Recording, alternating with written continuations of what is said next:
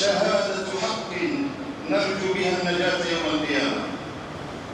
وأشهد أن محمدًا عبده ورسوله وصفيه وخليله، إنه أدى الأمانة ونصح الأمة وجاهد في الله حق جهاده حتى أتاه اليقين، فصلوات الله وسلامه عليه وعلى آله وصحبه وسلم. أما بعد، ndugu zangu Waislamu, katika sheria ya Kiislamu hakuna njia iliyowekwa ya Muislamu kuondoa shahawa zake isipokuwa kupitia katika njia ya ndoa. Njia ya ndoa ndio njia ya halali pekee yake ya kuondoa shahawa zako na zangu. Njia zingine zote ambayo watu wanayafuata itakuwa ni njia ya haramu. Ndio unaona hichi kitendo cha ndoa ndani ya Qur'an, Mwenyezi Mungu Subhanahu wa Ta'ala ameitaja kwa lugha ya heshima sana. Hakuitaja ovyo ovyo kama watu wanavyovunjia heshima huko nje.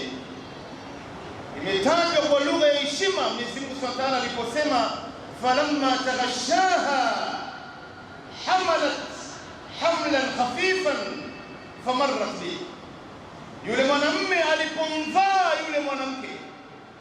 Kumvaa maana yake nini? Wale wanandoa ambao wameoana kihalali watafahamu kwamba hichi ni kitendo cha ndoa. Yule mwanamke anabeba ujauzito, maana yake anabeba mzigo mdogo. Subhanallah. Kwa hivyo hakuna njia nyingine ni Uislamu. Ndio hapa vijana waoe, tuwaoze mabinti zetu, tuwaoze vijana waende mbio waoe, kwa sababu hakuna njia nyingine ya kuweza kuondoa shahawa zako isipokuwa kupitia katika njia ya ndoa. Na leo malafu shadid, wazazi wengi sana wanachangia kuwachelewesha watoto wao wa kiume ama wa kike kuolewa kwa sababu bado wanatakana kwenda kusoma university. Mpaka amalize kusoma. Tunahatarisha Waislamu, na mifano ziko nyingi sana katika jamii zetu hizi. Hizi university ambazo tunawapeleka watoto, tunahatarisha maisha yao, kwa sababu hakuna sehemu iliyokuwa hatari kama hizi vyuo vikuu ambazo tunaziona mbele yetu Waislamu. Ndio hapa huyu mtoto aolewe ama aoe na aendelee na masomo, kuna matatizo gani?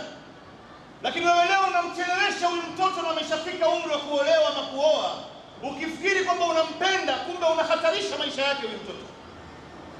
Waliyadhu billahi.